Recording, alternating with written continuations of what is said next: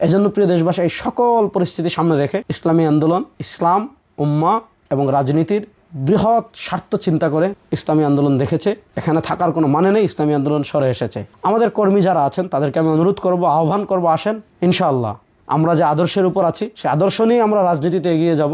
আমাদের আমিরের সিদ্ধান্তের উপর আমরা চূড়ান্ত আনুগত্য প্রদর্শন করে আমরা যে যেখানে আছি সেখান থেকে আমরা ইসলামী আন্দোলনের যে নির্বাচনী ইশতেহার আসছে সেই ইশতেহার নিয়ে আমরা মানুষের ঘরে ঘরে পৌঁছে যাব।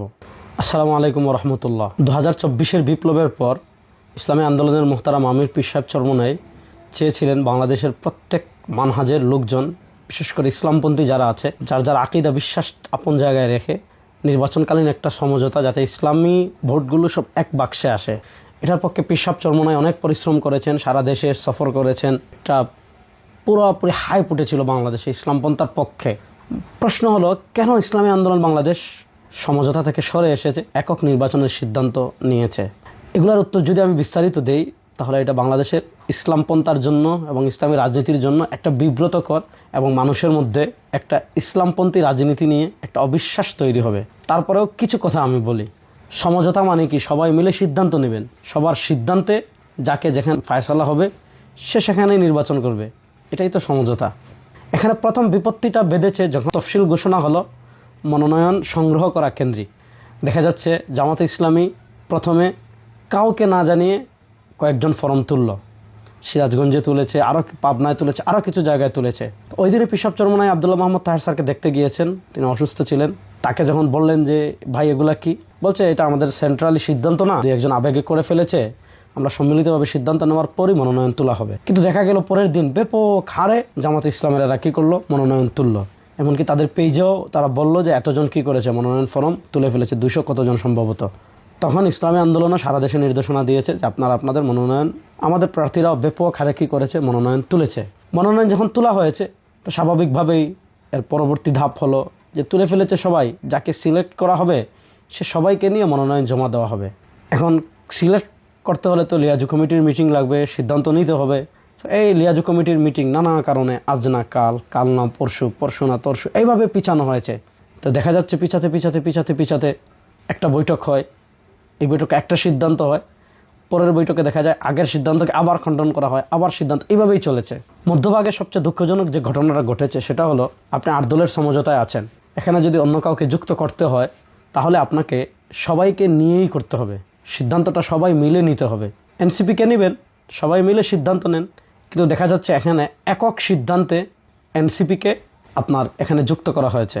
এখানে আমরা যখন বলেছি তখন ওনারা বলেন যে বিএনপি তার শরিক দলের সাথে কি এত পরামর্শ করে। তো প্রশ্ন হলো, জামাত কি বিএনপি?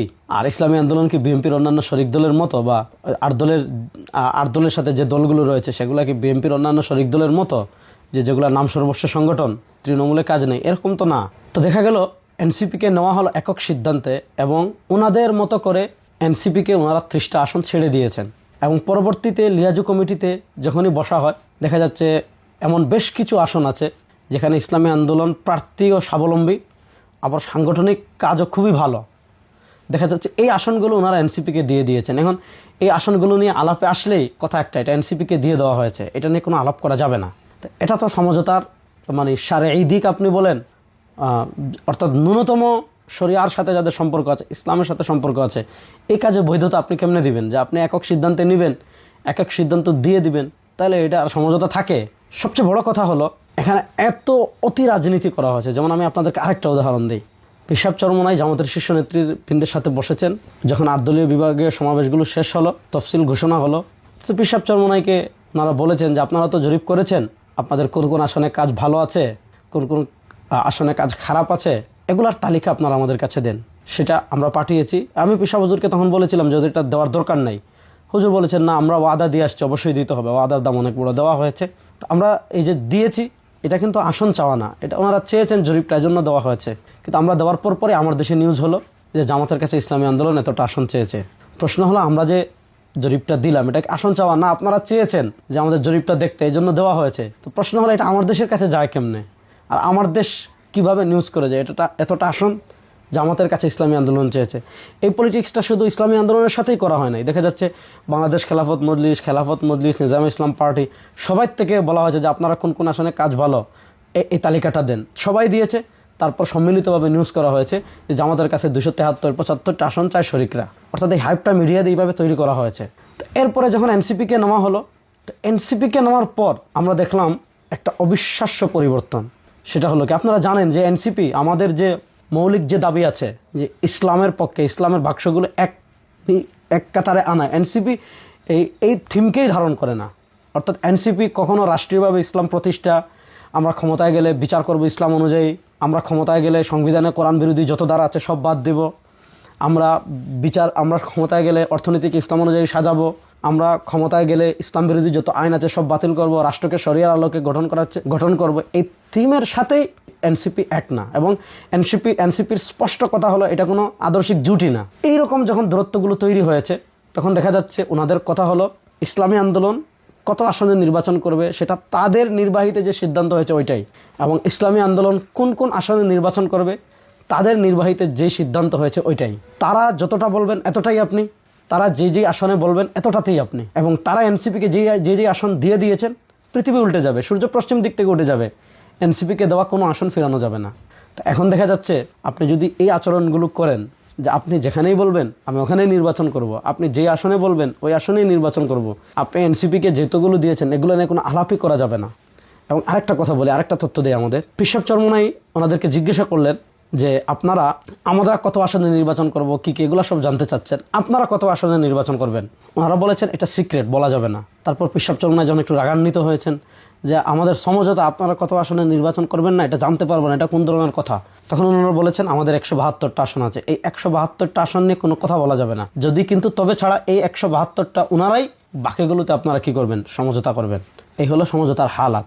এনসিপিকে যখন ওনারা ওনাদের মতো করেছেন, ধারণ করেছেন, এনসিপিকে যখন ওনারা ওনাদের মতো আসন দিয়েছেন, তখন আমরা দেখেছি যে ওনাদের আগের যে বক্তব্য, সেই বক্তব্য আর বর্তমান বক্তব্য অনেক ডিফারেন্স। এখন আর ওনারা শরিয়ার কথা বলেন না, এবং খ্রিস্টান প্রতিনিধিদের সাথে ওনারা স্পষ্ট ভাষায় বলেছেন যে খ্রিস্টান প্রতিনিধি এসে বাহির হয়ে যে বক্তৃতা দিয়েছে যে ক্ষমতায় গেলে ওনারা শরিয়া প্রতিষ্ঠা করবেন না, ওনারা এরপরে প্রতিবাদ দিয়েছেন, দিয়ে কি বলেছেন যে দেশের যে সিস্টেমেই চলছে এই সিস্টেমেই রাষ্ট্র চলবে, সংখ্যাগরিষ্ঠ মানুষের মতামত ছাড়া ওনার রাষ্ট্রের কোনো বিধান পরিবর্তন করবেন না। এই সংখ্যাগরিষ্ঠ মানুষের মতামত নিয়ে রাষ্ট্রের আইন পরিবর্তন করতে হবে, এই কথাকে কোরআন সুন্নাহ সমর্থন করে। সংখ্যাগরিষ্ঠ মানুষ ইসলামী দণ্ডবিধি চায় না।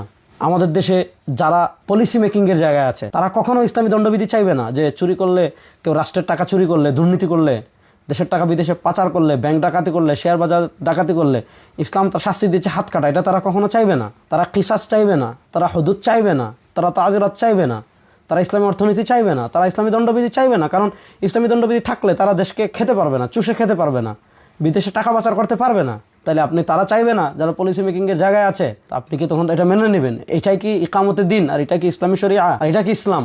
এই সকল বিষয়কে সামনে রেখে ইসলামী আন্দোলন বাংলাদেশ সিদ্ধান্ত নিয়েছে যে আপনি যা বলবেন তাই আমাদের মানতে হবে, আপনি যেখানে নির্বাচনের কথা বলবেন সেখানেই আমাদের নির্বাচন করতে হবে, আপনি যতটা আসনে বলবেন ততটা আসনেই আমাদের নির্বাচন করতে হবে, আপনি যাই বলবেন তাই আমাদেরকে মানতে হবে। অসকল মোড়লগুলি ইসলামী আন্দোলন অতীতেও মানেনি, অসকল নিজে যা মন চায় অতি রাজনীতি আপনি আপনার মতো করেন, কিন্তু ইসলামী আন্দোলন এই অতি পলিটিক্সে নেই, অতীতেও করেনি, এখনও করে না, সামনেও করবে না। এই জন্য দেশবাসীর কাছে আমি এই কথাগুলো এজন্য বললাম যে অনেকে মনে করছেন যে ইসলামী আন্দোলন বাংলাদেশ অনেক ক্ষতিগ্রস্ত হয়ে যাবে। ইসলামী আন্দোলন বাংলাদেশ ক্ষতিগ্রস্ত হবে নাকি লাভবান হবে সেটা আমরাও জানি, কিন্তু এখানে পরিস্থিতিটা এমনভাবে তৈরি করা হয়েছে যে আপনি তাদের সব মেনে, যেখানে বলবে সেখানে, যাকে বলবে তাকে, তাদের সব মেনে আপনাকে কি করতে হবে, সমঝোতায় যেতে হবে। ওই সমঝোতায় পৃথিবীর সবাই গেলেও ইসলামী আন্দোলন যাবে না। এটা যারা ইসলামী আন্দোলন রাজনীতি জানেন, দেখেছেন, এটা বুঝবেন। আরেকটা কথা বলে আমি শেষ করি, আমাদের মুফতি ফয়জুল করিম হাফিজুল্লাহ, যাকে আমরা শাইখে চরমোনাই হিসাবে সারা বাংলাদেশের মানুষ চিনি, তাকে, তার চিন্তা, তার চেতনা, এবং আমরা সকলেই জানি যখন এই অতি পলিটিক্সগুলো করা হয়েছে, মুফতি ফয়জুল করিম হাফিজুল্লাহ তখন বরিশাল থেকে এসেছেন যে কোনোভাবেই এই সমঝোতাটা থাকুক। তখন তিনি আব্দুল্লাহ মোহাম্মদ তাহের স্যারের বাসায় গিয়েছেন, গিয়ে বলেছেন ভাই যেভাবেই হোক আপনারা এই এনসিপি নিয়ে অতি রাজনীতি করে, এনসিপি নিয়ে অতি চালাকি করে দয়া করে আমাদের এই সমঝোতাটা ভাঙবেন না, কোনোভাবে যাতে আমাদের সমঝোতাটা নষ্ট না হয়। তিনি 1 to 1 তাকে গিয়ে বলে আসতেন। কিন্তু ওনাদের কথা হলো ইসলামের স্বার্থ সব বিসর্জন ইসলামী আন্দোলন দিবে, উম্মার স্বার্থে সব ত্যাগ ইসলামী আন্দোলনই করবে, উম্মার স্বার্থে সব কোরবানি ইসলামী আন্দোলন করবে, সমঝোতা রক্ষার্থে সব কিছু ইসলামী আন্দোলন করবে। কিন্তু ওনারা যা বলেছেন, যে সিদ্ধান্ত নিয়েছেন, যা করবেন এটা থেকে 1 ইঞ্চিও সরবেন না। এজন্য প্রিয় দেশবাসী, এই সকল পরিস্থিতি সামনে রেখে ইসলামী আন্দোলন ইসলাম, উম্মাহ এবং রাজনীতির বৃহৎ স্বার্থ চিন্তা করে ইসলামী আন্দোলন দেখেছে এখানে থাকার কোনো মানে নেই, ইসলামী আন্দোলন সরে এসেছে। আমাদের কর্মী যারা আছেন তাদেরকে আমি অনুরোধ করব, আহ্বান করব, আসেন ইনশাআল্লাহ আমরা যে আদর্শের উপর আছি সেই আদর্শ নিয়ে আমরা রাজনীতিতে এগিয়ে যাব। আমাদের আমিরের সিদ্ধান্তের উপর আমরা চূড়ান্ত আনুগত্য প্রদর্শন করে আমরা যে যেখানে আছি সেখান থেকে আমরা ইসলামী আন্দোলনের যে নির্বাচনী ইশতেহার আসছে সেই ইশতেহার নিয়ে আমরা মানুষের ঘরে ঘরে পৌঁছে যাব। আমি সবসময় বলি, আমরা যেই নিয়তে নামাজ পড়ি, যেই নিয়তে রোজা রাখি, যেই নিয়তে হজ করি, যেই নিয়তে জাকাত দেই, যেই নিয়তে তাহাজ্জুদ পড়ি, ওই নিয়তেই আমরা ইসলামী আন্দোলন করি। সুতরাং ইসলামী আন্দোলনের রাজনীতিতে অতি ধূর্ততা, অতি চালাকি, অতি পলিটিক্স এগুলো ইসলামী আন্দোলনের রাজনীতিতে নেই। আমরা যেভাবেই চলছি সেভাবেই এগিয়ে যাব ইনশাআল্লাহ। একদিন না একদিন এদেশে ইসলাম বিজয় হবেই হবে। আসসালামু আলাইকুম ওয়া রাহমাতুল্লাহি ওয়া বারাকাতুহু।